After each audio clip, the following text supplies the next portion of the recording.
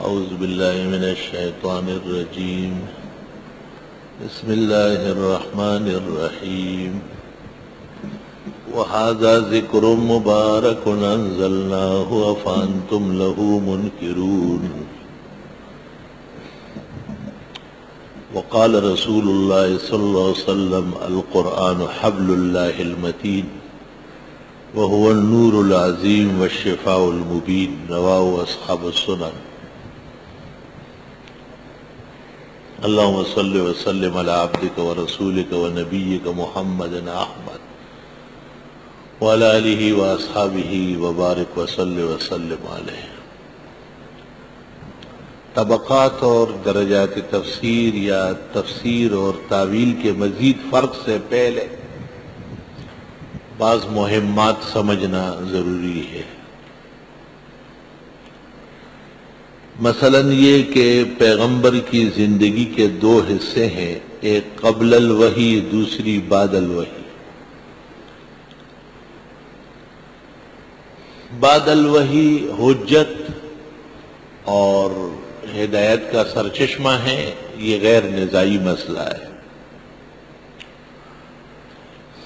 لقد کان لکم فی رسول اللہ اسوۃ حسنہ۔ قبل النبوہ، جس میں آپ پیغمبر بظاہر ابھی آپ کو پیغمبرانہ ذمہ داریاں نہیں دی گئی تھی، اس وقت بھی آپ کی زندگی پاک صاف ہے، اور اس وقت آپ کو مشرکین نے مکہ مکرمہ میں امین اور صادق کہا تھا۔ آپ کے لیے ایک لقب اور وصف پر بھی اکتفا نہ کیا گیا، آپ کو امین کے ساتھ صادق القول بھی کہا گیا، امین العہد اور صادق القول۔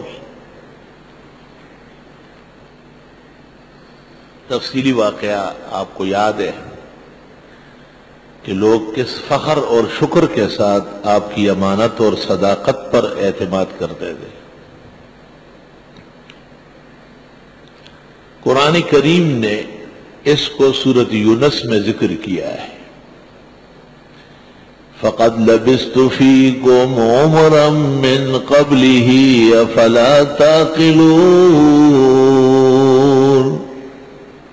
فَقَدْ لَبِثْتُ فِيكُمْ عُمُرًا مِّن قَبْلِهِ، پس میں رہا ہوں تمہارے ہاں بہت دیر تک، بڑی عمر تک، اس نبوت، اس وحی، اس قرآن کے نزول سے پہلے، من قبلہ افلا تعقلون۔ اس آیت میں مخالفین کو الزام کے طور پر حجت پیش کی گئی ہے کہ حضرت کی وہ زندگی جو اس قرآن کے آنے سے پہلے، وحی نازل ہونے سے پہلے، دعوی نبوت سے پہلے زندگی گزری ہے، اس میں بھی تم نے کبھی ان کو جھوٹا نہیں کہا، انہوں نے کوئی جھوٹ نہیں بولا، 40 سال بعد جھوٹ بولے اور وہ بھی خدا پر، افلا تعقلون، اور تم عقل سے کام نہیں لیتے۔ 40 سال گزرنے کے بعد آدمی اور سچا ہوگا یا اس میں جھوٹ آئے گا؟ اللہ، اس آیت کریمہ سے پتہ چلا کہ قبل ان یوحى الیہ، قبل ان ینزل الکتاب، قبل ان یدعی النبوہ، کان صادقا وامینا ومعتمدا کبیرا عنده۔ زبردست قسم کا التفات اعتماد آپ کو حاصل تھا۔ اس کو مفسرین و محدثین کہتے ہیں تمہید النبوہ، یہ نبوت کی تمہید ہے، اور تمہید مقاصد کی طویل ہوتی ہے، تمنا مختصر سی ہے مگر تمہید طولانی، پنجاب کے مقررین کہتے ہیں۔ کام جب اہم ہو تو آدمی اس کے لیے بڑا لمبا چوڑا مقدمہ قائم کرتا ہے۔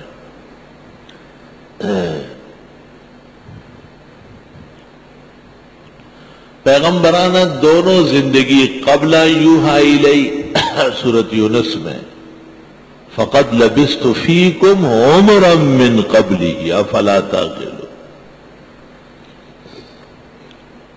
اور زندگی کا دوسرا حصہ وہی آنے کے بعد سورہ احزاب میں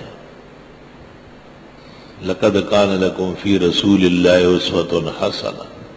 اب تو رسول اللہ ہے اور زندگی ان کی عام نہیں ہے، عمر نہیں کا اسوہ حسنہ، بہترین نمونہ فرمایا ہے اس.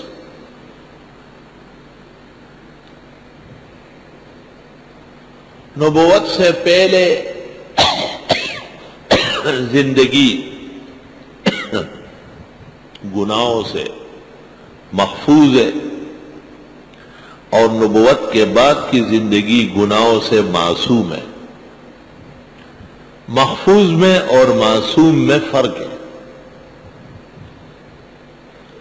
محفوظ کا مطلب یہ ہے کہ اللہ نے طبعاً، تکویناً، فطرتاً ان کی آفرینش میں اور سرشت میں معاصی سے نفرت،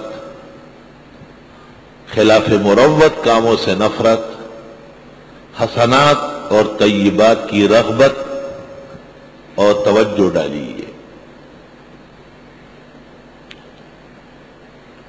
مکے کے مشرک اور کافر جنہوں نے آپ کے ساتھ 13 سال تک شدائد برتے اور مدینے کی زندگی میں کون سے آرام سے چھوڑا، آپ کو مکہ چھوڑنے پر مجبور کیا، اب بے تحاشا تکالیف و مصائب پہنچائے، لیکن انہوں نے کبھی پیغمبر کے خلق پر، خلق پر، سیرت پر، صورت پر کوئی عقلی اخلاقی الزام نہیں لگایا ہے، کوئی ثبوت نہیں ہے اس کا.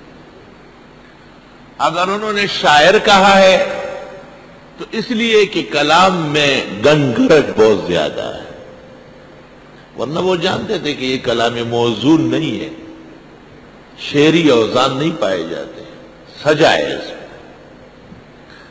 اور اگر انہوں نے ساحر کہا ہے تو اثر کی وجہ سے کہ معنی میں معنویت بہت زیادہ ہے، جو خدمت میں ایک دفعہ آیا پھر واپس جا نہ سکتا. ہاں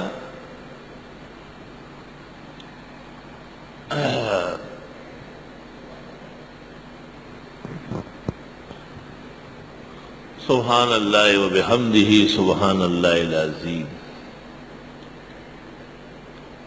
محفوظ غیر نبی بھی ہو سکتا ہے، جیسے ابو بکر کو کہتے ہیں محفوظ ہے وہ. صحابہ کرام معصوم نہیں ہے، عصمت نبی کی شان ہے، لیکن صحابہ محفوظ اور مغفور ضرور ہے.